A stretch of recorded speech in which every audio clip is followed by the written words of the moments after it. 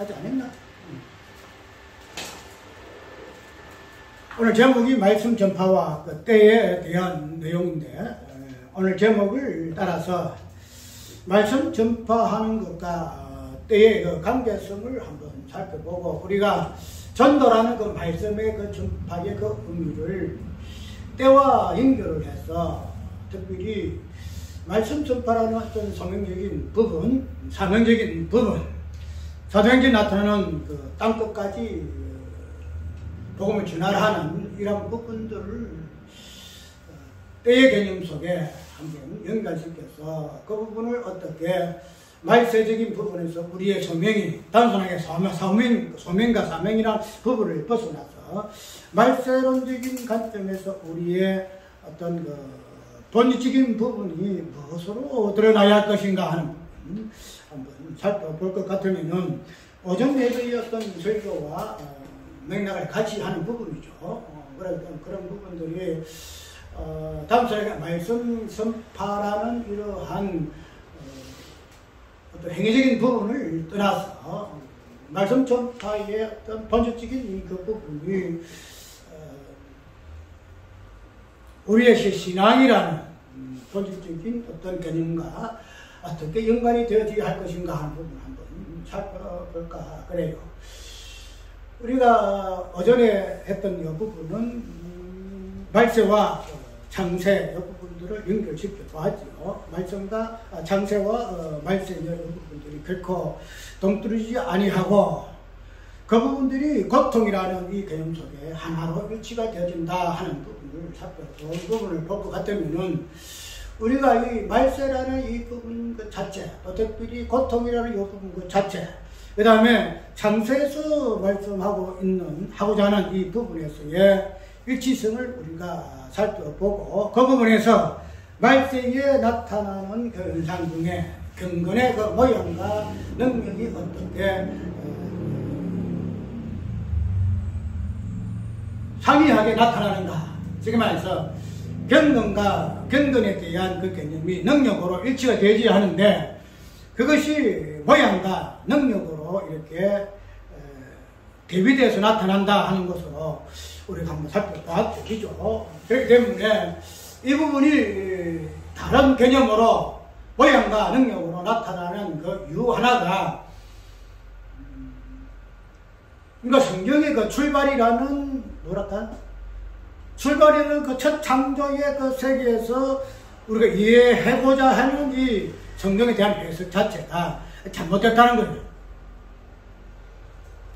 이제 내가 이 부분을 저 강경에 강하게 이야기하는 부분은 이제 이런 부분들이 결코 우야무야하게 넘어가서 될 일이 아니다 이 말이죠.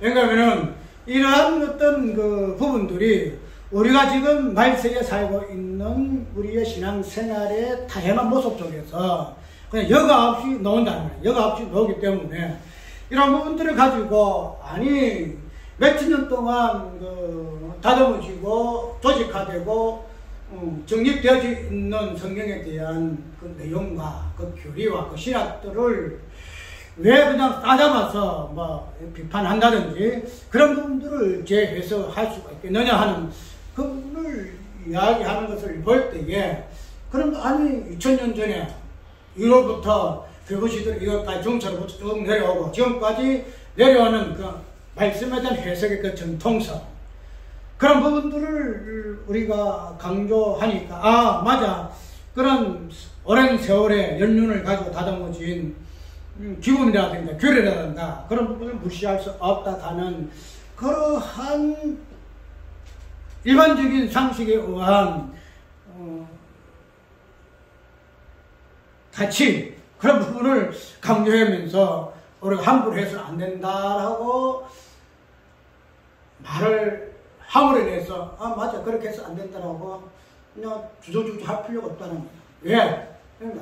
2000년이고 3000년이고 이때까지 정통이고 교리와 규범이고 그렇게 했다 할지라도 지금 나타나는 현상들이 너무나 비신경질 같으면은 아까 이야기대로 2000년이 무슨 소용이 있어요? 안 그렇소? 조직화되고 전통이 무슨 의미가 있냐 말이에요. 이 현재에서 지금 당하고 이 현재가 당면에서 그분들이 잘못될 것 같으면 그런 부분들을 무선시해야지 2000년, 3000년 그 세월이 무슨 의미가 있다.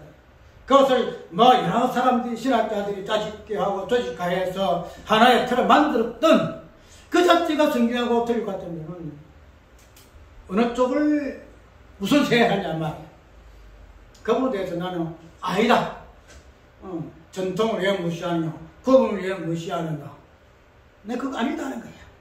그런 것들이 오늘 현재에서 당면에 우리의 신앙생활에서 그분들이 하나의 기둥으로 뚝 세워줬을 것 같으면 나 안면해. 근데 아야에도 우리가 창조론에서부터 이 부분들이 내 저를 잘못된 생각해. 얘네들은 창조는 나 첫 창조니까 그 다음에 또 재창조 부분에서 연결을 해요. 첫 창조가 나중에서 재창조를 어떻게 되어지는가 이렇게 연결하고 있지만 그러나 창조라는 어떤 시간의 시작점에서부터 날새에 이르기까지 노는 부분에서 핵심적인 부분이 고통이다 이 말이에요. 그러면은 그런 부분에서 그냥 첫 창조 속에서의 의미와 재창조 속에서의 의미 가운데서의 그 창조성을 이야기한다 할지라도 말세의 어떤 부분에서 그 고통의 의미가 첫 창조 속에서의 부분적으로 아주 나왔어야 돼요. 부분적으로 하다.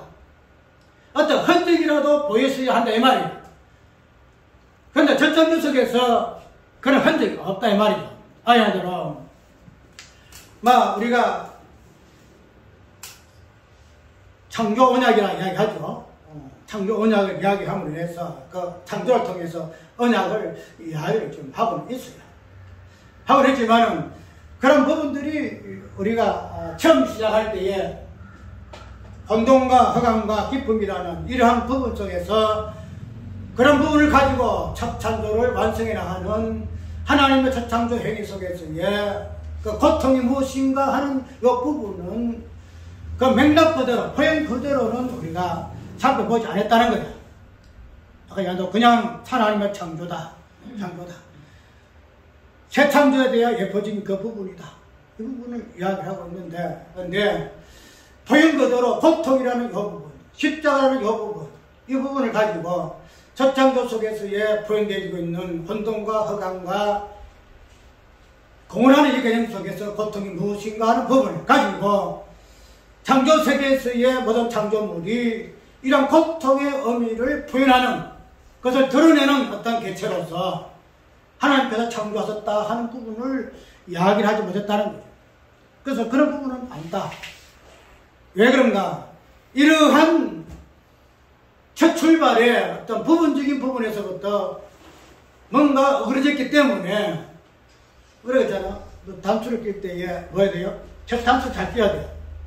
단추가 중간에서 하나 빠지면은 전체 어그러져 버려요. 그래서 성경의 입문을 들어갈 때부터 잘해야 한다는 이유가 거기 있는데 우리가 성경에 처음 시작되는 창조론에서부터 그 부분이 무엇을 의미하는가 하는 이 부분 단순하게 새 창조의 표적인 부분에서 언약을 이야기한다 할지라도 그런 부분에서 말세에서 나타나고 있는 특별히 디모데후서에서 나타나는 그 고통의 그 의미가 첫 창조 세계에서 무엇으로 이야기되고 있고 그런 식으로서 우리가 정확하게 짚고 할 것 같으면 하게 들어 선하다 힘이 좋았다 하는 이 부분이 그냥 뭐가 고통 없는 가운데서의 무엇을 보고 선하다 이렇게 이야기하고 있지 않다는 거예요. 하나님의 그 선하시는 하나님의 고통의 본질을 온전히 드러내는 존재로서의 창조물이 그래서 선하다 이 말이죠. 혼돈과 허감과 그 다음에 공허를 온전히 드러내는 존재물로서 창조물이기 때문에 하나님은 선하다 하시니 힘이 보기 좋았다 이야기하고 있다는 거예요. 우리가 그렇게 해석하지 않는다는 거예요. 왜? 고통 자체가 이쪽 그 처음에는 없기 때문에 혼돈이 공허하고 혼돈하고 허감이라는 이 부분은 그 뒤에 창조물을 통해서 싹 없어지고 하나님이 힘이 좋은 것만 창조물로서 나타나기 때문에 그런 부분을 통해서 우리 하나님 선하심을 이야기했다는 거죠. 하나님의 능력을 이야기했다는 거죠. 하나님의 신성을 이야기했다는 거죠.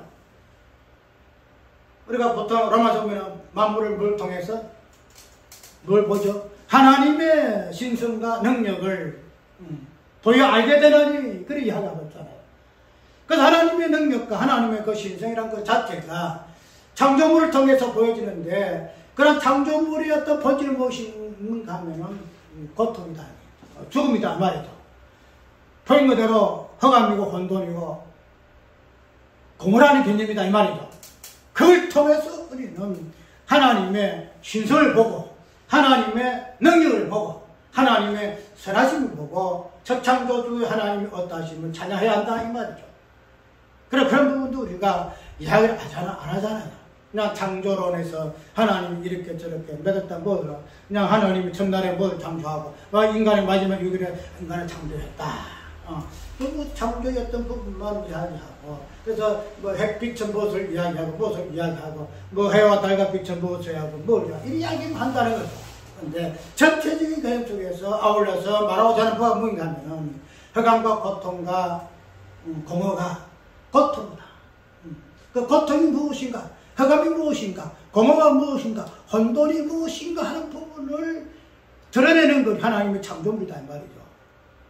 그런 부분을 우리가 이것이 말세에서 정확하게 다시 드러났다 이 말이죠. 그러니까 이것이 어찌돼요? 연결 쭉 되죠. 그런데 우리가 오전에서 시간이 없어서 그냥 넘어갔는데 이러한 첫 창조와 첫 창세와 마지막 말세의 연결점이라는 것은 분명히 시간의 개념 속에서 흐름을 시작과 끝으로서의 창세와 말세를 이야기했잖아요. 그 가운데서 나타나는 것이 창세 속에서 또 고통이요. 말세의 시간 개념에서 마지막 나타나는 개념도 고통이다. 이 부분을 우리가 시간의 관점에서 창세와 시간의 관점에서 말세의 개념으로 살펴보았는데 근데 우리가 저번에 이야기했듯이 이 창조라는 이 사건은 창세 후의 이 사건은 창조 전의 세계 속에서의 발생하는 개념이다 이 말이죠. 그냥 뚝 떨어진 거 아니죠. 예수 그리스도 안에 생명이 밖으로 유출되어지는 것이 뭐라 그랬죠? 진정한 생명이라고 그랬죠. 예수 그리스도 안에 있는 생명은 아니기 때문에 모른다 이 말이에요. 안에 있는 거 어떻게 감추인 것도 어떻게 알아요. 그런데 예수 그리스도 안에 있는 그 하나님의 생명이란 것은 그냥 밖으로 튀어나와요. 밖으로 튀어나와서 눈에 보일 때에만이 그것이 하나님의 생명은 이런 것이구나. 이런 것이구나. 죽음이라는 약속을 띌 때에만이 우리가 하나님의 생명의 본질은 무엇인 것을 알 수 있음을 우리가 알았다는 거죠. 그럼 예수 그리스도 안에 있는 그 생명은 어디서부터 출발해요? 창조 후의 세계에서 발생한 개념이 아니잖아요. 그죠?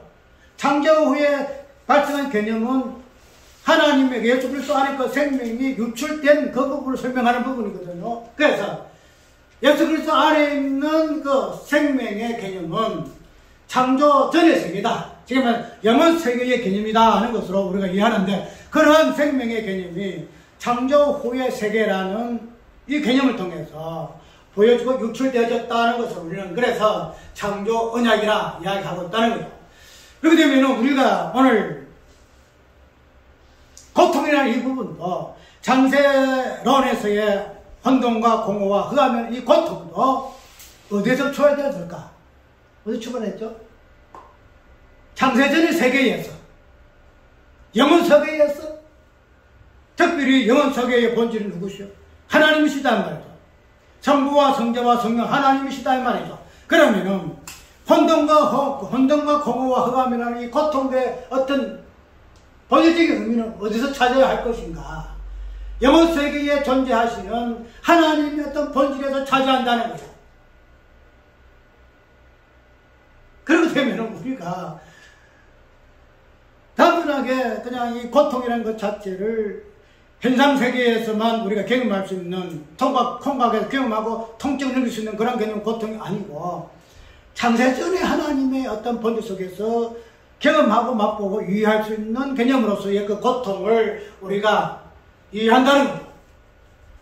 그러면 이런 부분에서 고통을 이해하고 왜 창세전의 영혼 속에서 고통을 이해할 것 같으면 이런 부분이 창세론에서부터 말세론에서까지 시간 개념 속에서 이 부분들이 드러나고 이것이 계시되어졌다 이 말이에요.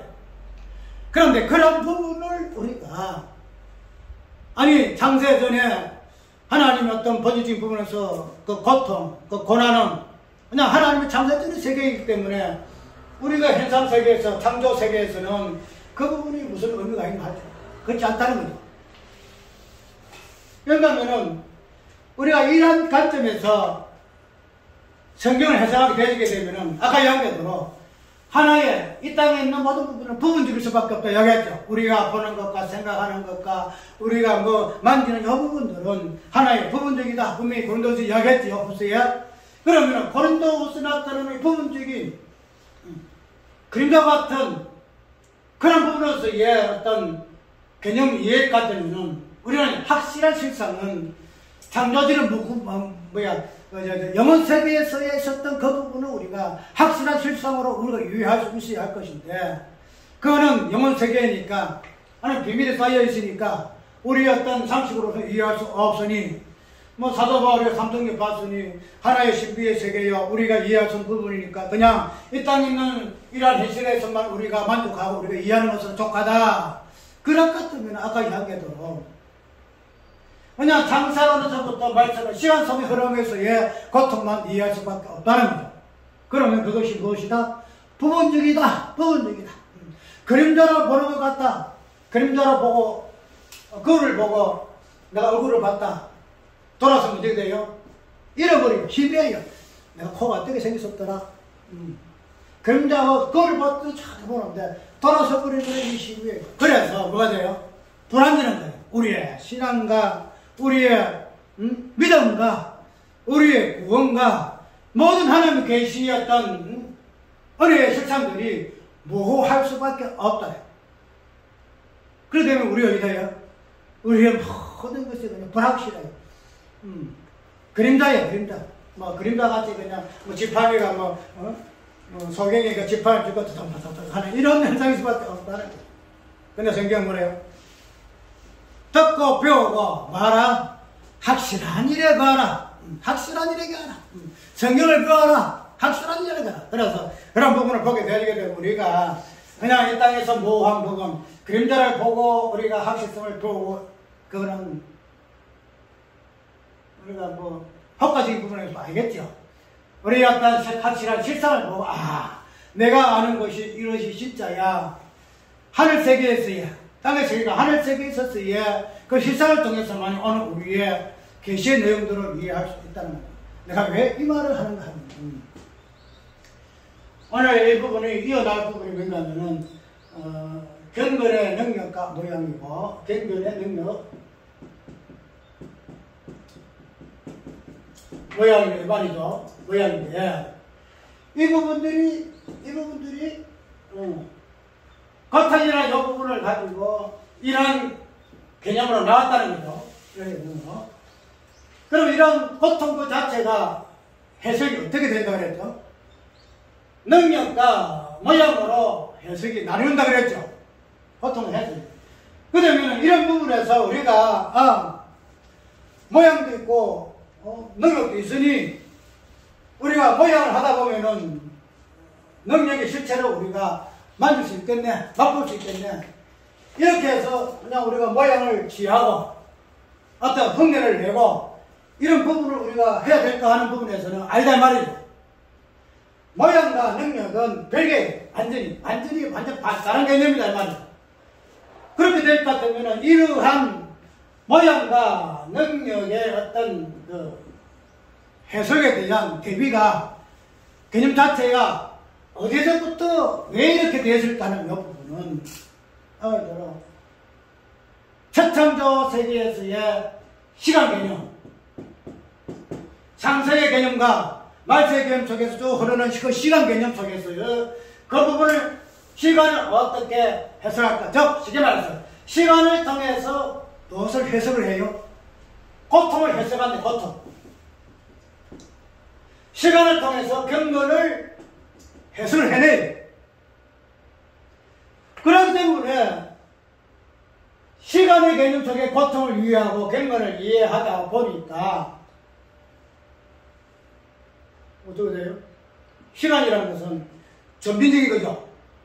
예, 하나부터 10가지의 어떤 전bin적인 개념이 있단 말이죠. 그러게 되면은 시간의 개념 속에 하나의 개념 속에서 고통을 위하는 것. 그 다음에 시간 속에서 하나에서 고통을 늘 이해하는 관점 속에서 그 부분들이 다르게 다양한 모습으로 놓을 수 있단 말이죠. 그것을 우리가 율법의 어떤 관점에서 복음의 관점에서 이 부분들이 해석해지는 모습이다 이 말이죠. 그런데 우리가 이 시간이라는 이 부분은 뭐가 돼요? 만약에 1에서 10까지가 시간일 것 같으면은 이 1에서 10까지의 시간은 하나의 흐름이지만은 이 10에서 10까지 시간이 완성이 되게 되면은 시간이 어떻게 돼요? 시간이 없어져 버려요. 시간이. 그렇기 때문에 하나에서 10이라는 시간 속에서 우리는 모든 것을 해석을 해내려고 하는 그러한 욕망이 우리에게 있다는 거예요. 왜?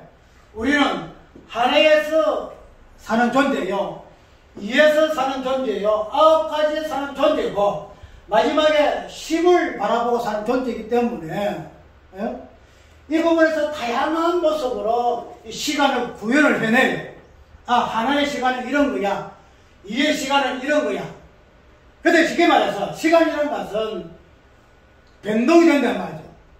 이랬다 저랬다 그런데 이러한 시간 속에서의 고통을 이해하고 시간 속에서의 경건을 이해하다 보면은 시간에 따라서 다양한 해석이 나온다 이 말이에요. 아까 이야기대로 이 땅에 있는 실상은, 이 땅에 있는 현상은 부분적이라 그랬죠. 부분적이다, 부분. 그러면 이 부분이라는 이 부분은 다양한 모습으로, 이러한 모습으로, 저러한 모습으로 넣을 수 있다는 거죠. 우리가 다 이야기하기 전에 신학이라는 이 부분도 다양하게 우리가 발전했죠. 예수님 방식으로부터 2000년이 시작하자. 그러면 이 부분에서 신학이라든지 교리라든지 이 부분이 여러 가지 변천이 되어 있기 때문에 그렇게 다양하게 그때 시대에 걸맞게 교부 시대에, 예수님 당의 시대에, 또 500년 전의 시대에 이렇게 다양하게 부분적으로 다양한 모습으로 이게 설명되어졌단 말이에요. 그래서 최근에는 마틴 루터가 종교개혁 할 때는 어떻게 됐죠? 그때까지 뭐 2500년 동안 내려왔던 이 모든 신학적인 개념들이 일순간에 바뀌죠 그래요. 왜? 부분적인 시간 개념 해석되어진 교리와 신학인 것 자체는 어느 때가 되면은 바뀌어버려요. 근데 그런 부분을 가지고 우리가 이거는 이때까지 우리가 2000년, 3000년 동안 여러 신학자들이 여러 모양으로 이것을 조직화되고 정립했기 때문에 그것이 진짜야, 이것은 변개해서는 안 돼, 바꿔서는 안 돼, 이렇게 고집해야 할 이유가 없다는 거다. 왜? 너무 바뀌기 때문에. 그러면은 아까 전에도 이 창조 세계에 있어부터 말세까지 시간 개념 속에서 나오는 이 모든 것들은 고통의 개념 속에서의 우리가 이해하게 되게 되면 이 고통이라는 이 부분을 우리가 시간 개념 속의 장세와 말세라는 이 개념 속에서의 그 고통을 이해할 때에 그것을 하나로 묶어주는 개념이 뭐였어요? 고통이? 고통 뭐였죠? 그 자체가? 십자가의 고난이잖아. 십자가 고난이잖아. 그럼 이 십자가의 고통이라는 고통과 십자가의 고난의 개념 자체는 장세부터 시작해가지고 말세 시간 속의 흐름이지만은 그러나 이 개념은 출발이 어디예요? 장세가 아니다 말이에요. 하나님의 그 창조의 행위에서부터 아니다 말이에요. 창조 세계에 있기 전에 하나님이 고통을 창조하기 전에 묵시세계, 내가 묵시라고 해요. 묵시세계에서 있었던 내용이다 말이죠. 그래서 그 부분을 창조 장세의 시간에 출발해서부터 말세의 시간의 끝에 이르기까지 이 부분을 쭉 이어져 나왔는데 그 부분을 하나로 압축한 것이 십자가의 고난인데, 이 십자가의 고난은 창세부터 시작된 게 아니잖아요. 그죠? 묵시세계에서부터 예수 그리스도의 그 성자 되심은 존재했단 말이죠. 그렇다면 우리가 시간 속에서 이해해보자 했다는 그 고통 자체, 그 고난, 십자가의 고난 자체도 우리가 시간 개념 속에서 그 부분 가지고 해석해낼 것 같으면 이 바뀔 수가 있어요. 그런데 시간의 개념을 접어두고 묵시세계소의 이 부분을 이해가 되게 되면은 정확하게 왜 바뀌지 못하? 이거는 변개치 못해요. 하나님의 그 신실하심이 변개치 못하듯이 변할 수가 없어요. 그러면은 우리가 아까 오전 시간에 잠깐 보았듯이 고통이라는 이 본질이 무엇으로? 경건이라는 개념으로 이제 보여지는데, 경건이 능력과 모양으로 이렇게 해석이 따로 나왔다는 말이죠. 그러면은 우리가 바울사도가 디모데에게 뭐라 했어? 능력은 받아들이고 모양은 뱉어가라 이 이야기했죠. 그러면 이 모양이라는 개념 자체가 어디에서 이렇게 해석되어졌을까? 경건이라는 이 고통, 경건은 고통이거든요. 즉 예수 그리스도의 죽음이다 이 말이죠. 이 죽음이라는 경건 그 자체가 모양으로 바뀌고 능력으로 바뀐 그 이유가 어디 있는가? 그 부분을 지금 디모데후서는 이야기를 좀 하고 있다는 거예요. 우리가 경건이라는 이 본질이 모양으로 바뀐 이유가 어디 있겠어요? 시간이라는 개념 속에서 이 부분을 해석한다는 거예요. 시간 개념 속에서.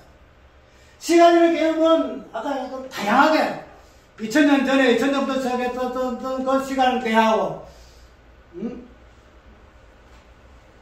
그 시간마다 다양한 모습으로 이 모양이 바뀌어버려요.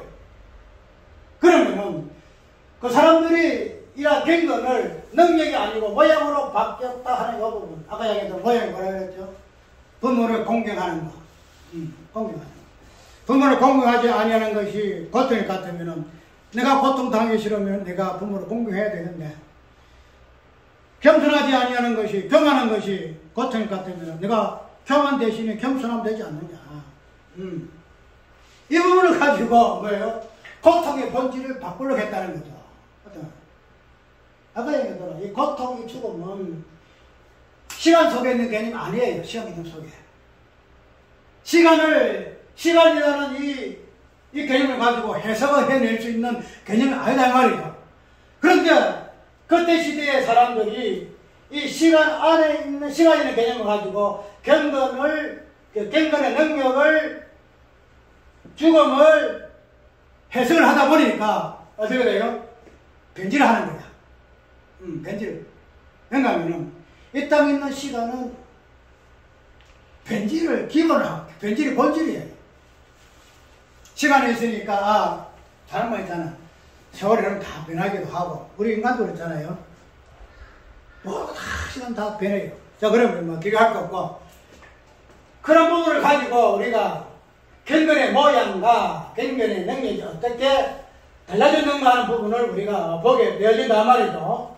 단순하게 경건의 능력과 경건의 모양의 어떤 부분이, 아이고 능력이 모양으로 이렇게 변질되었으니, 잘못되어졌으니 우리가 뭐한다?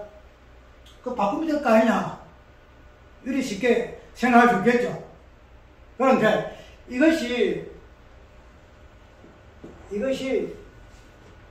시간의 흐름 속에서 있는 이런 개념을 가지고 있을 것 같으면 이 부분이 절대 바뀌지 않아요. 이 부분은. 사도 바울이 지금 말하고 있는 것은 2000년 전이 아니잖아. 2000년 전에 이러한 행상도 시간이라는 이 개념 속에서 이해하던 부분이란 말이죠. 능력이 모양으로 바뀐다 이 말이죠. 그건 어쩔 수 없단 말이죠. 지금은 옛날은 그렇고 지금은 안 그렇다 아니다 이 말이죠. 그럼 그런 부분을 오늘 우리가 경건이라는 이 부분을 신앙의 어떤 본질적인 부분에서 우리가 신앙생활 할 것 같으면은 자 경건이다 이 경건이라는 것은 우리 육체의 행위적인 부분을 많이 이야기를 하고 있잖아요. 이야기하고 있는데 이런 육체의 그 행위적인 도덕적인 부분 우리 어떤 행함적인 이 부분을 지금 표현할 때에 그것을 묘사하는 부분이 경건이거든요. 경건이 말이죠. 그러면은 이 경건이라는 이 부분이 능력으로 본질적인 부분으로 온전히 드러나기 위해서는 이 시간 개념을 깨야 돼요. 시간 개념을 깨야만이 뭐예요? 경건의 본질이 모양이 아니라 능력으로 나타날 수가 있다 이 말이죠. 그러면 이제 우리가 이 경건이 신앙생활의 어떤 이해서 경건한 신앙생활하기 위해서 말씀의 교훈적인 부분을 우리가 교훈받고 그것을 따라 신앙생활 한다는 거 그것을 하게 되시게 됩니다. 그러면 이 부분이 우리 신앙의 본질일 것 같으면 자, 이 시간 개념을 오늘 우리가 단순하게 그냥 시간의 개념, 막연하게 시간이라는 개념을 가지고 이해하지 말고 시간이라는 이 개념이 우리에게 시간이 무엇이다 하는 부분을 보여주는 존재가 있어요. 개념이. 그게 뭐예요? 몸이 몸. 이 몸은 시간이 무엇인가? 시간의 본질이 무엇인가? 이것을 정확하게 표현하는 존재가 이 몸이다, 이 말이죠. 그렇게 되면 우리가 시간이라는 이 개념이 이 몸인데, 아까 굉장히 능력이 아니라 모양으로 변질되어지는 이 부분은 시간이 개혁되었기 때문에 능력이라는 이 본질이 모양으로 하는 것으로 변질됐다 할 거죠. 그러면 우리가 시간의 본질은 몸인데 이 시간의 본질이 되는 이 몸이 뭐예요? 해석을 해내는 거예요. 해석. 무슨 경건이 무엇이다. 고통이 무엇이다. 뭐다? 십자가의 죽음이 무엇이다. 이것을 해석을 해내요. 해석. 그러면은 우리가 성경에서 말하고 있는 이 몸은 시간을 드러내는 하나의 본질적인 개념이지만은 또 하나는 뭔가 하면은 묵시를 드러내는 개념도 몸이에요. 몸.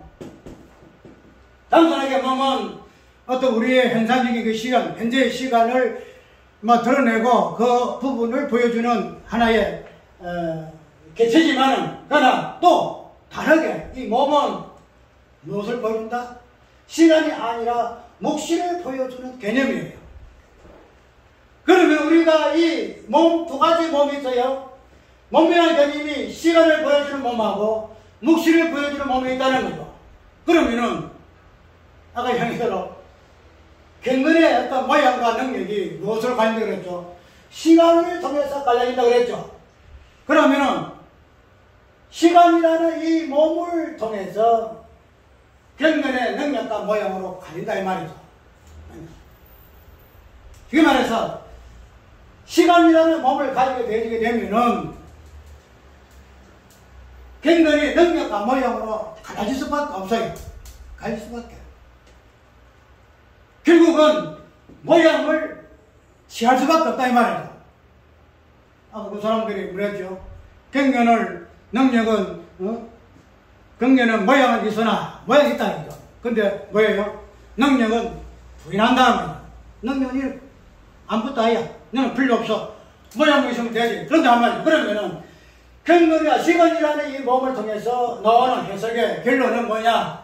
경건은 능력이 아니고 모양이다. 이렇게 이야기한다는 거야. 그래, 이런 부분들이 오늘 우리가 신앙생활에서 특별히 구원론적인 관점에서 우리가 보통 살펴보잖아요. 그래서 우리 구원은 몸을 중심에서 일어나잖아요. 그러면은 이 몸에 대해서 이 구원을 이야기를 하고 있는데, 그러면 이 구원이라는 이 것을 설명해내는 이 몸 자체가 솔직히 우리가 몸을 통해서 구원을 보는 것도 이 현상세계에서의 나타나는 개념이지, 결국은 이 몸의 어떤 구원의 몸에 실천되는 창세전의 어떤 몸으로 똑같으면은 이 구원의 개념이 아니에요. 몸의 본질이 무엇인가 하는 부분으로 우리가 가지는데, 일단은 우리가 구원이라는 이런 부분에서 우리 이때까지 몸을 이해했기 때문에, 그러면은 이 몸을 통해서 나타나고자 하는 구원의 모습이 과연 무엇일까? 하다 해도 이 몸은 시간 몸이에요, 시간. 자, 우리가 로마서를 한번 보게 되게 되면 두 가지 양상이 나오죠. 로마서 보면은 1장에서 7장까지의 내용이 나와요. 1장에서 7장까지 이 내용이 나오는데, 이 1장에서 7장까지의 내용 속에서 우리가 다양한 구원의 모습들을 한번 살펴보자. 자, 로마서 한번 살펴볼게요. 이거는 내가 그걸 읽는 것이 아니고, 그 단락에서 나오는 그 강조점을 내가 한번 두무두무 이야기를 할게요. 로마서 5장부터 시작해서 5장 12절에 봐지게 되면은 이런 내용이 나와요. 이러므로 한 사람 말미암아 제가 세상에 들어오고 나와요. 그래서 이 부분이 뭔가 하면은 제가 무엇부터 시작되어 있는가 하는 부분을 이야기하죠. 이것이 무엇으로? 아담과 그리스도. 첫사람 아담으로부터 시작해서 제가 들어왔다. 그래서 그 제가 마지막 아담 되는 이 부분까지도 연결시키잖아요. 그래서 출발을 이렇게 시작하고 있죠. 5장 12절에. 그래서 한 범죄로 말미암아 모든 사람이 사망 이런 것 같이 의한 행동으로 말미암아 많은 사람이 어렵다 하심을 받아 생명에 이르렀느니라. 마지막 아담의 모습으로 데뷔 시작하고 있죠. 그 다음에 6장에 넘어가게 되게 되면은, 그런데 우리가 무슨 말 하니요? 오늘에 더하여 제하된 적 그리스도와 함께 죽고 함께 사는 것으로, 즉 예수 그리스도와 함께 죽었으니 예수 그리스도와 함께 산다. 이 부분으로 6장은 지금 이야기를 좀 하고 있어요. 그래서 15절 쭉 빠지게 되게 되면은 그리스도인은 의종으로서 이야기를 하고 있고, 그 다음에 7장으로 한번 넘어가게 되게 되면은 이런 내용이 되겠죠. 7장에는 행여들아 내가 법하는 자들에게 말하는 너희는 율법이 살아 삼가하면 그를 알지 못하느냐. 남편이 있는 여인이 그 남편 생지는 법으로 그에게 매인받으나 만약 그 남편이 죽으면 남편의 법에서 벗어나느니라 해서 혼인관계를 통해서 이 부분을 설명하고 있어요. 그 다음에 7장에 쭉 넘어가게 되게 되면은 6장, 7장 속에 그런 관계성에 통해서 구원이 무엇인가 하는 부분을 다양하게 설명하고 있잖아요. 그래서 7장에 설명한 것처럼 남편에게 속해 있다가 남편의 법이 벗어났으니 이제는 자유롭다. 이 이야기예요. 그래서 이제는 죄의 종이 아니고 의의 종이야. 예수 그리스도와 함께 죄와 죽었으니 연합해서 죽어서 세례를 받아서, 그래서 이제는 죄가 우리를 왕노하지 못해 생명만이 우리를 왕노로 해. 이래서 죄에 대해서 우리 몸이 어떠한 단계로 어떠한 것으로 우리 부분이 변화되었는가 부분을 이야기를 쭉 하고 있어요. 그래서 8장에 있는 정죄함이 없다는 이 부분까지도 7장에서는 차용하고 있어요. 왜? 그 부분을 일단은 8장까지 넘어가야 됐기 때문에. 그런데 이러한 다양한 어떤 설명과 묘사로 통해 가지고 율법 속에서 우리가 어떻게 구원받았는가, 어떻게 어렵고 되졌는가, 어떻게 죄와 사망에서 우리가 구원을 받았는가 하는 부분을, 그래서 이제는 죄종이 아니고 뭐예요? 의의 종으로, 의의 병기로 뭐한다? 하나님께 드리라. 이렇게 이야기를 해요. 너는 이제는 죄종이 아니야. 어떻게 우리가 은혜 아래 있으면서 죄를 지켰느냐? 왜? 은혜는 죄가 있는 곳에 은혜가 더한다 해가지고 그러면 은혜를 더하려고 우리가 죄를 더 지어야 되겠네? 그 부분에서 아니다. 은혜 안에 있음으로 인해서 죄를 지을 수가 없다 해서 강하게 부정해. 우리는 이미 구원받았어. 설명하고 있어. 그래서 이런 부분을 가지고 우리는 의의 종이요, 죄의 종이 아니요. 예수 그리스도와 연합해서 죄에 대해서 죽은 자지만 하나님께 뒤하여서 사는 자로 우리가 이해하고 있어. 이제는 죄의 병기가 아니고 의의 병기로 하나님께 드리라. 그래서 의의 행동으로서 신앙생활 할 것을 강하게 권고하고 있습니다. 그 7절까지 내용. 그런데 여기는 뭐인가 하면은 이러한 모든 참 하나님의 그 언어의 충만성, 죄를 어떻게 하나님께서 제거하시고 예수를 안에서 우리를 하나님의 의의 생명으로 방도를 하게 하셨는 그 부분을 그냥 논리적으로 쫙 설명하는 이게 6장까지 뭐 로마서 1장에 7장까지 논리적인 부분이에요. 그런데 그렇게 모든 것들을 내가 확실하고 믿는다. 아, 내가 이런 것들을 내가 신앙생활을 해. 그 나는 의의 종으로서 의의 병으로서 내가 하나님께 드릴 거야. 이렇게 다짐을 하고. 그런데 7장의 그 마지막에 가가지고는 무슨 고백이 터진가 하면 사도 바울의 고백이 터져요. 어허라, 어허라. 나는 공부한 사람이다. 나는 공부한 사람이다. 공부한 사람이다. 죄의 몸으로서 누가 나를 건드리겠느냐. 그래. 1장에서 6장, 7장 거의 종반에 이르기까지 그냥 기뻐하고 즐거워하고 내가 이렇게 살아야 돼. 왜? 죄의 종을 세병기에서 의의 종으로서 하나님 앞에 의의 병기로서 드리라고 말씀을 하고 있고 성경은 그런 것들이 확정지어서 나에게 이야기하고 있으니 이제 나도 그렇게 살아야 돼. 이렇게 이야기하고 있다는 거야. 이것이 사도 바울의 고백이고 사도 바울의 확정이야. 그런데 마지막에 가서는 이 고백이 어떻게 변하는가 하면 오호라, 오호라. 나는 사망의 몸이야. 사망의 몸이야. 사망의 몸이야. 그렇게 7장까지의 큼한 그런 부분을 논리 정명하게 이렇게 살아야 할 것이고 이야기했는 부분들이 마지막에 어때요? 그렇게 나는 의의 종으로서 드려야 돼. 예수 그리스도 연합해서 나는 부활한 존재야. 나는 이미 생명으로 방도로 사는 존재야. 이렇게 알고 그렇게 신앙생활 하려고 했단 말이죠. 그런데 결론이 뭐냐면 아무리 내가 그렇게 하려고 해도 안 되는 거야. 그래서 그러면 내가 마음으로는 하나님의 법을 육수는 제 법을 숨기노라.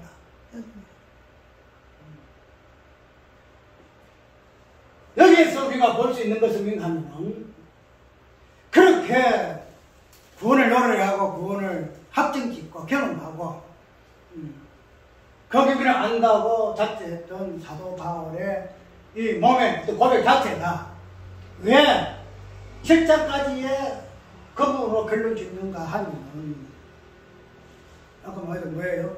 우리 몸은 어디에 있다고 그랬죠? 시간 속에 있는 몸으로서의 고백이란 말이죠. 우리가 보죠. 우리가 1장, 7장까지는 무엇을 다뤘죠? 율법을 다뤘죠. 율법을 다루게 되어지게 되면은 그 율법 자체가 마지막에 죄를 이야기하고 사망을 이야기하잖아요. 그래서 그냥 중간에 이 율법 속에서 죄 속에서 우리가 어떻게 구원받았고 어떻게 우리가 어렵게 되어지고 지혜롭게 되었다라고 이렇게 고백했는데도 뭐예요? 율법이라는 시간 속의 몸에 속해 있기 때문에 그런 부분들을 우리가 안다 할지라도 이 자체가 바뀌질 않아요. 왜? 시간에 있는 몸이기 때문에 지식에서 육신의 몸이기 때문에 그러다. 육신의 몸이기 때문에 육신의 몸 지금 7장까지의 그 내용은 결론은 오라. 아무리 은혜를 이야기 강조하더라도 육신의 몸으로서의 탄식하잖아요. 누가 나를 이 사망의 몸에서 구원을 해내라 하는 요구로서 탄식하는 이 부분은 무슨 몸이다? 육신의 몸이더라. 육신의 몸. 육신의 몸이더라. 우리가 또 연결되도록 우리의 어떤 몸은 두 가지 형태가 뜬다고 그랬죠. 육신의 몸이 있고 그 다음에 또 무슨 몸이 있어요? 그리스도의 몸이 있어요. 그리스도의 몸. 그리스도의 몸. 몸은 몸인데 이 그리스도의 몸이다 이 말이죠.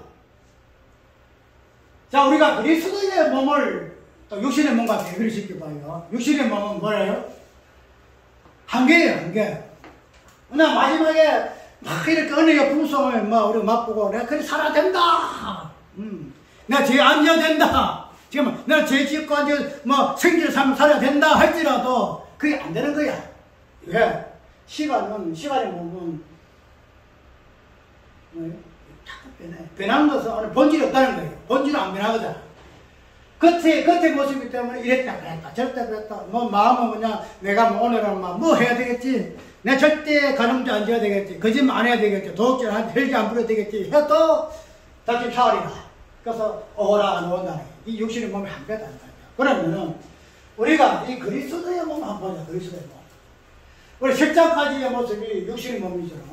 오라 하는 탄식할 수밖에 없는 육신의 몸이다 말이죠. 그러면은 8장에서 마지막에 12장까지의 특별히 8장에서부터 시작되는 이 몸에 대한 개념은 무슨 개념이에요? 몸은 몸인데 육신의 몸이 아니더란 말이죠. 육신의 몸은 직접까지 오라 이라는데 그리스도의 몸으로서의 그 8장에서부터 시작은 뭐예요? 이제는 결코 신앙생활 하려고 죄 안 지려고 아무리 노력을 해도 안 되는 이 부분에 탄식이 할 수밖에 없었는데 이 육신의 몸을 벗고 나서 그리스도의 몸을 입고 나니까 뭐예요? 오라 탄식이 없어요. 오라 탄식이 없어요. 탄식은 있어요. 그 8장에 쭉 보게 되면 탄식이 나와요. 무슨 탄식이 나면은 만물의 탄식도 나와요. 만물의 탄식. 만물의 탄식도 나오지만은 또 자녀의 탄식도 나와요. 그 다음에 무슨 세 가지 점을 한번 설교한 것 같아요. 세 가지 탄식을 했죠. 피조물의 탄식, 하나님 자녀의 탄식, 그 다음에 뭐라고? 성령의 탄식이다. 그런데 이런 탄식은 결국 있어. 탄식 자체는 있어요. 탄식이 있는데 이 탄식의 의미가 뭐냐면 오호라가 아니고 오호라. 육신의 몸은 오호라예요. 오호라. 어쩔 수 없는 내가 아무리 힘을 써도 안 되는구나. 그 한계성을 바랄 수밖에 없는 탄식인데 8장에 나오는 이 탄식은 뭐예요? 그런 탄식이 아니야. 그것도 8장에 보면 오호라가 나와요? 오호라가 안 나와. 이제는 예수 그리스도 안에는 결코 정죄함이 없다. 거기에서 생명의 왕도를 한 분에서 육신의 한계로서의 드러날 수밖에 없는 오호라가 없고 그냥 성령 안에서 어떻게 자유함을 얻었는가 하는 그 부분에서 탄식만 노다 이 말이다. 우리가 8장은 뭐라 그래요? 8장은 우리가 7장까지는 우리가 보통 뭐라 그러죠? 성하라 그러죠. 성하라 이야기해요. 그 다음에 8장부터는 뭐죠? 영하죠. 우리가 보통 하나라고이라고 합니다. 자, 그러면은 아까 이야기하도록 우리가 이 성하를 이야기하게 될 때에 이 성화의 이 개념 자체가 아까 무엇을 나왔죠? 7장까지는 무엇을 이야기한다고 그랬죠? 육신의 몸으로서의 그 한계성이에요. 육신의 몸으로서 내가 아무리 그냥 쳐서 복종시키고 하려 하더라도 결코 안 된다. 그렇기 때문에 우리가 노력해야 된다? 이게 아니다 말이죠. 그렇게 해도 안 되니까 나는 포기를 해. 어쩔 수가 없어. 그걸 보고 무엇을 보고 그것을 희망을 걸지요. 8장을 보고 희망을 건다. 육신의 몸으로서는 한계가 있어. 육신의 몸으로서는 내가 절망을 느껴. 그런데 이제는 내 몸이 무슨 몸이냐? 육신의 몸이 아니고 그리스도의 몸이 돌아가게 되면은 이 부분에서 8장으로 넘어가더라고요. 7장에서 그냥 포기하는 거 아니고. 그 되면은 7장의 모습이 육신의 몸으로서의 성화의 개념이에요. 성화의 개념. 그런데 이 성화가 그럼 잘못됐느냐? 잘못됐느냐? 이거 질문할 수 있겠죠. 아니 육신의 몸으로서 그냥 애쓰고 힘쓰고 뭐 다자라고 넘어질지라도 그렇게 힘써야 될 거 아니냐. 그 신앙생활에 내가 믿어 내가 공부해가지고 그냥 누구 목사님 할 때는 막 살아라 이렇게 해가지고 될 일이냐 이렇게 할 수도 있겠잖아요. 그런데 우리가 이 성화라는 개념은 육신의 몸에서의 발생하는 개념이다 말이죠. 즉 구원이다 말이죠. 구원. 하영이더러 이 육신의 몸, 시간의 몸 이 자체는 본질을 애고시켜요. 본질을. 왜? 배나는 것을 기본으로 하고 있는 시간이기 때문에 그 시간을 본질을 하고 있는 몸 자체는 본질을 애고시킬 수밖에 없어요. 그러면은 성화가 좋지 힘써야 되지 그 자체도 영화의 개념을 애고시킬 것 같으면 이거는 정죄받아야 한다는 거예요. 정죄받아야 한다.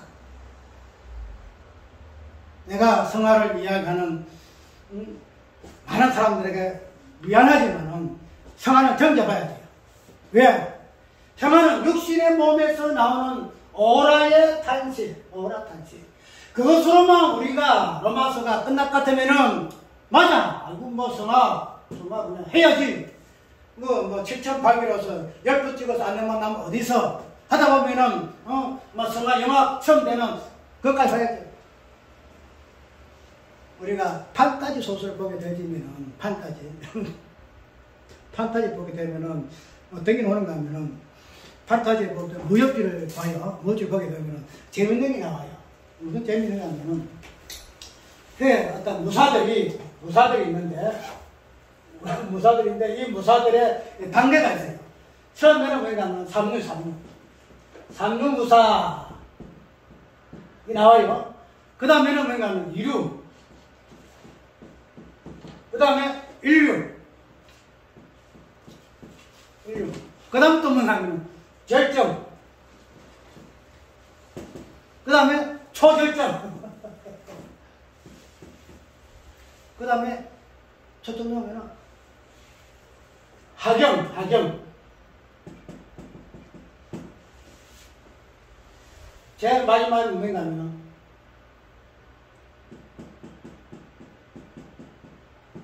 생사력이라 해가지고 요렇게 하게 되면은 뭔가요?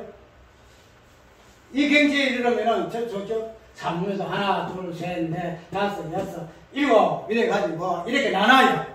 그 사람의 어떤 무술의 실력에 따라서 저 사람은 3유나 이루야, 일루야, 절정이야, 초절정, 하경이야. 그 마지막에 성경까지 올라가는데 이렇게 되게 되면은 이 모습이 무슨 모습인가 하면은 사람이 바뀌어져 버려요. 지금 탈퇴한골이라 탈퇴.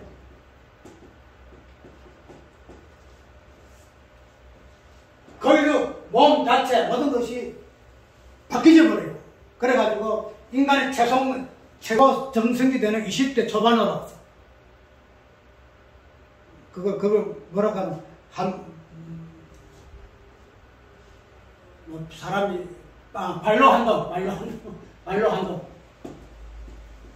이런 모습으로 바뀌어 버려. 제일 높은 올라가게 되면 그 다음에는 이 사람의 어떤 무예 실력은 그냥 뭐 완전 식객이야. 핵발이 다야. 그런 부분을 나눈다는 거죠. 그래서 내가 하나 보게 되면 이 양반들이 이렇게 이 나눔을 보면 성경을 봤나. 그래서 뭐 하나님의 그 애정과 부르심과 그 다음에 의롭다 하심과 그 다음에 일주는 그래서 마지막에 영화를 이렇게 해서 소설에서 이런 거 갖다가 사유시키는가 이렇게 했는데 우리가 인간이라는 이 관계는 이 본질은 이렇게 뭐예요? 다 구분을 다 구분을. 내가 너와 다르다. 우리가 인도에 가졌다 해주잖아요. 다르다. 나는 다르다. 이렇게 자기 아파트를 갖다가 뭐 한다? 아파트로 분양하는데 뭐라고 광고를 했는가 하면 좀 진짜 깎아는 표현을 못하겠는데 당신과 나와 다르다는 식으로 이 아파트를 사게 되면은 당신과 나는 다르다. 이 아파트 살아. 그럴 때면은 당신하고 나하고는 다르기 때문에 그런 부분을 강구로서 인구적으로 놨더라고요. 그래서 언론을 막 때려서 왜 자꾸 그런 소외감을 느끼게 하느냐. 똑같은 동길로서 우리가 해야 되는데 왜 니는 니고 나는 니보다 높다는 식으로 그런 식으로 강구를 하느냐. 이거 하니까 그거 다 사과를 했더라고. 우리 인간의 본성이 그게예요. 예. 시간 속에 있는 존재이기 때문에. 시간에 따라서 이게 흐른다는 거야. 시간에 따라서 삼류가 마지막에 하경역까지 성경역까지 올라간다. 시간에 따라서 예정이 뭐한다? 부르심으로 그 다음에 뭐한다? 어렵다. 그 다음에 중간에 성하다. 그 다음에 뭐다? 영하다. 이 나누는 거야. 왜? 이거 시간이거든. 시간. 창세부터 말세까지 시간이고 부르심도 시간이고 어렵다. 이거 다 시간에 따라서 하나하나 다른다는 거야. 그러면은 그런 부분에서 성화 개념이 있다는 거죠. 사회개념. 그래서 마지막에 영화 개념이 있단 말이죠. 근데 8장에 보게 되게 되면 이 성화 개념이 없어요. 사회개념이. 같이 보죠. 하나님께서 애정하시고 부르시고 그 다음에 어렵다 하시고 그리고 영화롭다 성전이라 그러시네. 그 8장에는 무슨 몸이에요? 무슨 몸? 예수 그리스도의 몸이라. 예수 그리스도 몸. 몸의 구속을 이야기하고 있고 어떤 시간 관점에서 몸의 구원을 이야기하고 있지만 그 몸의 그 개념 자체가 뭐예요? 그리스도의 몸이다 이 말이에요. 그리스도 몸. 우리가 때까지 구원이라는 관점을 육신의 몸으로서 내가 어떻게 구원을 받을 것인가? 내 구원이 어떻게 이루어질 것인가? 그래서 내 구원의 부분에서 성화의 개념이 들어오게 된 이유가 바로 여기에요. 왜? 내 몸은 언젠가는 구원받아야 할 존재이기 때문에. 그 시간 흐름 속에서는 몸으로서는 당연해요. 그건 당연해. 시간 속에서 이 개념 당연해. 왜? 시간 흐름이기 때문에. 이 시간은 전반적으로 여기까지 오르거든요. 그러면 우리는 시간의 개념 속에 있는 육신의 몸이 입고 있는 존재가 아니고 뭐예요? 그리스도의 몸이에요. 그리스도의 몸. 저 묵시를 기본으로 깔고 있는 몸이다 이 말이죠. 자, 우리가 예를 들어봅시다. 예수님이 성화가 있을까요? 예수님 부르시고 어렵다 하시고 애정하시고 그 다음에 예수님이 성화되시고 그 다음에 영화되시고 우리가 이 부분을 좀 탁 터놓고 이야기를 할 수 있어야 이 말이죠. 시간 속에 있는 이 구원의 개념, 육신의 몸은 이렇게 될 수밖에 없음에 그리고 자연을 해야 돼요. 그리스도의 몸은 더 이상 시간에 창조된 존재가 아니잖아요. 육신의 몸은 첫날부터 6일 동안의 그 시간 속으로 창조받았어요. 그렇기 때문에 이런 변화 흐름, 시간의 어떠한 흐름 속에서 종속될 수밖에 없는 존재가 우리 육신의 몸이에요. 그런데 우리가 재창조된 존재 우리의 몸은 육신의 몸이 아니다 말이죠. 무슨 몸이다? 예수 그리스도의 몸이다 말이죠. 예수 그리스도의 몸, 그게 시간에 창조되었어요? 예수 그리스도가? 아니잖아요. 묵시 세계 속에 시간이 없는 영혼 속에서 하나의 본질 속에서의 실제하신 분이 예수 그리스도의 몸이다 말이죠. 그런데 왜 우리가 영화를 이야기하지? 영화는 뭐예요? 하나님 모습이잖아요. 왜 그 모습 속에 성화를 집어넣냐 말이야. 왜 성화를 집어넣어요? 왜 예수 그리스도의 몸을, 묵시의 몸을 시간의 몸으로, 육신의 몸으로 다 집어넣으려고 그래요? 왜 그런가 하면은, 아까 이야기한 대로, 이거 하다 보면 오해, 그걸 못 하겠나? 어쨌든 간에 우리가 이 영화와 성화의 개념의 단계를 두는 부분이 있는 거예요. 성화는 1장에서 7장까지의 육신의 몸에서의 개념이다. 이런 개념입니다. 그러면은 육신의 몸이란 건 시간 속에 있는 개념이기 때문에 오라 연결할 수밖에 없다. 그런데 사도 바울이가 여기에서 뛰어나서 이제 그리스도의 몸으로서의 영화를 간다. 그 부분에서 아이고 내가 이제 승화를 일일이 하다 보면은 뭐한다? 그리스도의 영광의 몸으로 갈 것이야. 그런 거 아니잖아요. 호라 탄시한다. 아무리 해도 성화의 단계에서 영화를 갈 수 없다는 거예요. 뭐 얘가요? 성화의 단계를 넘어서 오라 탄식을 뭐 수천 번을 했더라도 내가 뭐 내 자식 쳐서 복종시켜서 뺏좀 했더라도 내가 영화를 갈 수 있어. 그런 소망을 가운데서 오래 했으면은 내가 이해를 해요. 근데 그렇지 않다는 거지. 사도 바울이가 그렇게 의회종으로서의 그 어떠함을 7장까지 다 모두 서술에 논리적으로 우리는 죄종이 아니 의종이야. 예수 그리스도 연합돼서 이전에 영생을 가졌던 이런 부분을 강하게 주장했던 사람이 결론을 가서는 자기 한계점을 깨닫고 나는 어쩔 수 없이 사명의 몸이구나. 육신의 몸이구나. 이제는 내가 이 육신의 몸에 성화를 내가 내려놓고 뭐한다? 그리스도의 몸으로 내가 뭐한다? 구원을 노래하리라. 그걸 노래하리라. 우리는 육신의 몸이라는 이 관점에서 구원을 이야기 절대 안 돼요. 저번에 이야기했죠. 행함과 믿음이라는 요 부분. 우리가 행함이라는 요 부분은 분명히 이야기하고 있잖아요. 행함으로서는 어렵다고 할 수가 없다. 믿음이다. 로마서 그랬잖아요.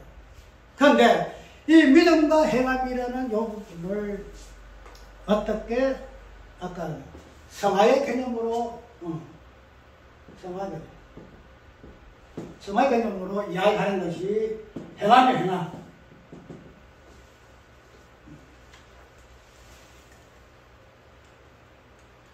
배일은 하고 예수님의 어떤 믿음이라는 요 부분은 완전히 일치가 되죠. 예수님 믿음은 예수님 행함과 믿음이 완전히 일치가 되죠. 그래서 예수님 앞에서는 이 성화 개념으로서 행함이 없어요. 믿음의 본질이 행함이에요. 우리는 행함이라는 이 자체도 성화 개념 속의 행함이 아니고 뭐예요? 믿음의 본질적인 부분에서 예수 그리스도의 행함이다. 우리가 그냥 눈 감고 아우하지 말고 성화를 행함을 이야기는 좀 그렇고 성화는 뭐 해야 되지 않겠느냐? 그런 자체가 7장에서 8장까지 배우는 부분에서 우리가 빼먹을 수 없다 해서 성화를 노래한다 할지라도 그거는 육신의 몸으로서의 구원을 노래할 수밖에 없는, 지금 말해서 경건의 모양만 취하지 경건의 능력은 부인하는 존재다.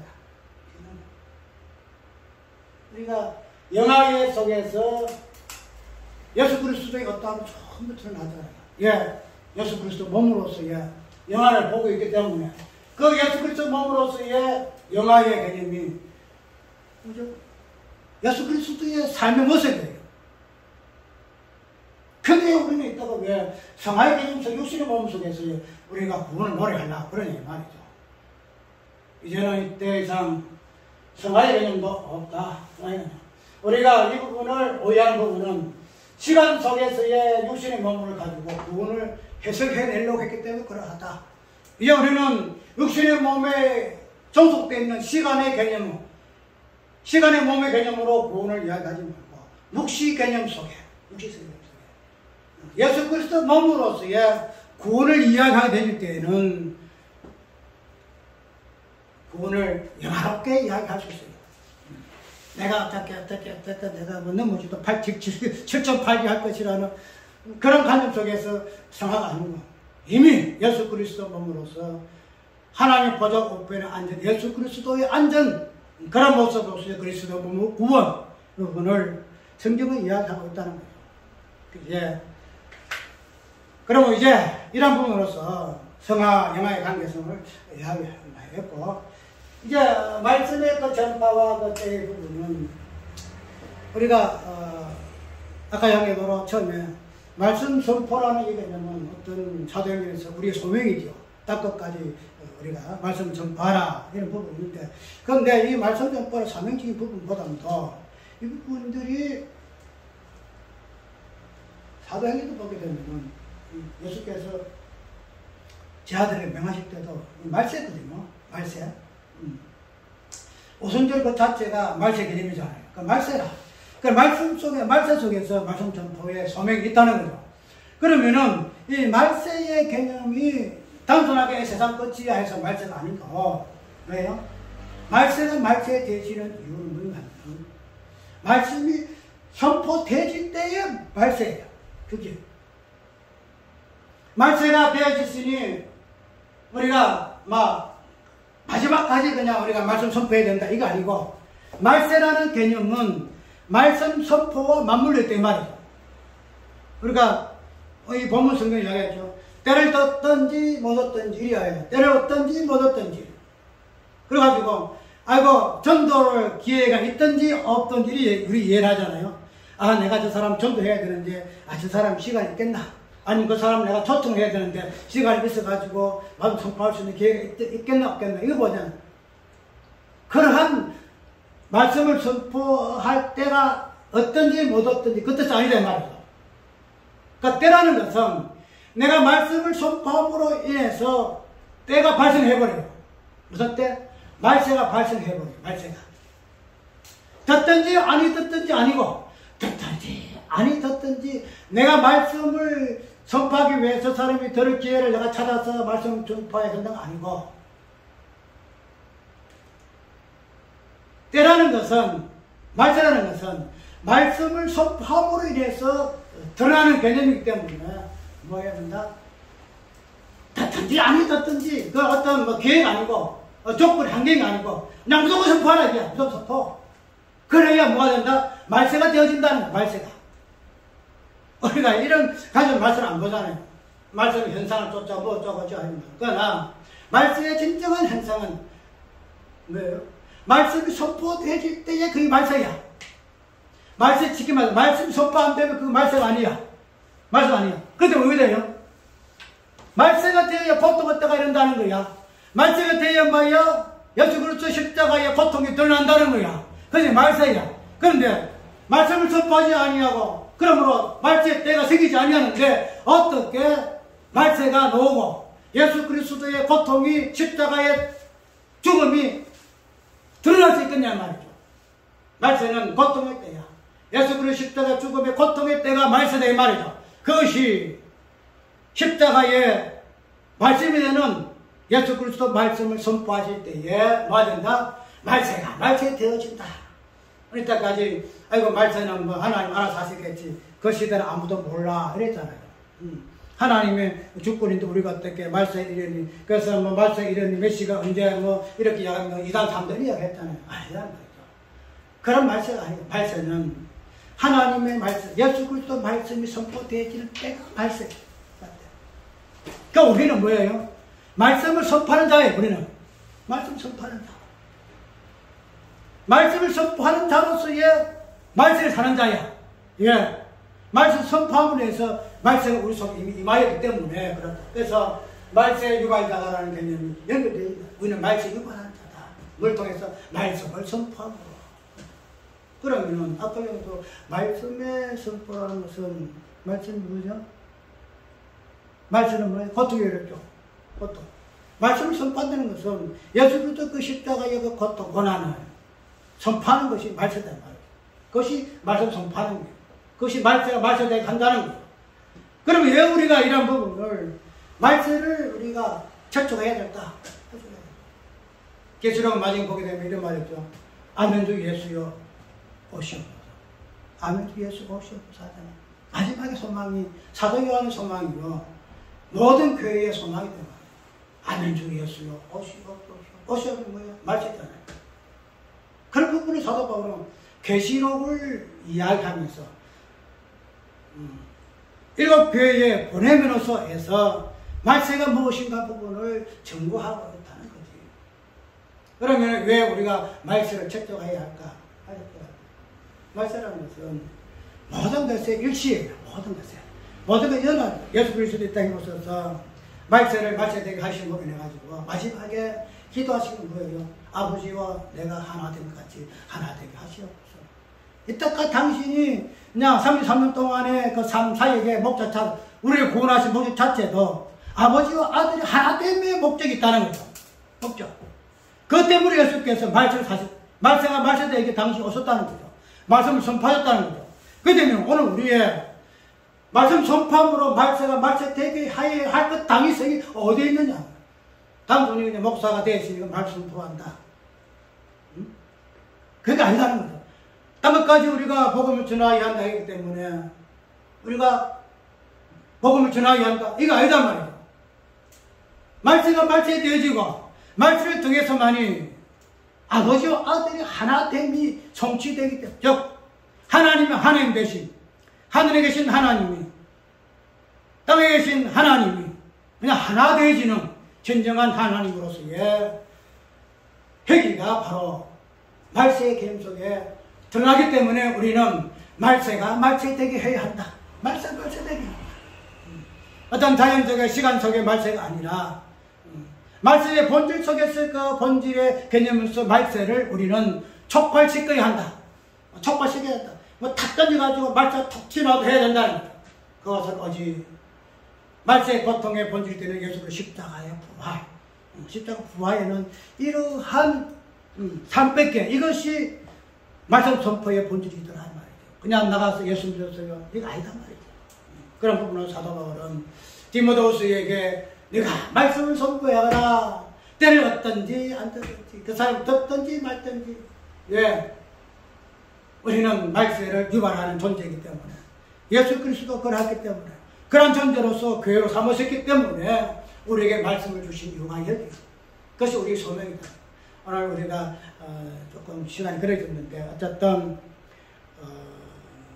창세 그 다음에 말세의 개임성 고통이 무엇으로 그 다음에 경건의 모양과 능력이 어떻게 변질되지 않는가 그런 부분들이 근본적으로 전개된 그 이유가 시간 속에 있는 부분에서 오라 그 부분을 아이고 내가 오라 단식할지라도 10.8기에서 노력하리라 어쨌든 간에 그런 부분을 깔아요.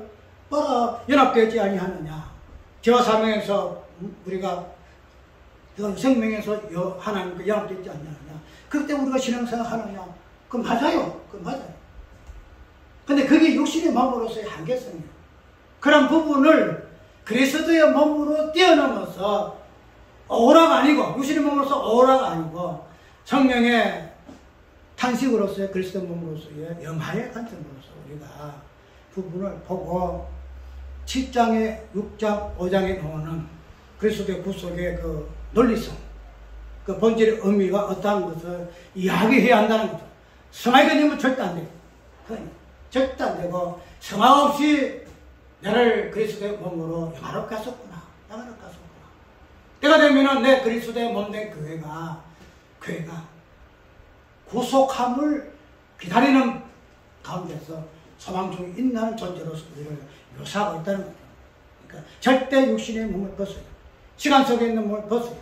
성화의 개념 벗어요. 그리고 오직 그리스도 몸으로서의 영화의 존재가 나 어떤 존재인가 부분을 우리가 오늘 디모데후서 3장과 4장 다양한 관점에서 한번 살펴봤는데 이 부분을 가지고 우리의 신앙생활 하시길 기원합니다. 자, 누군가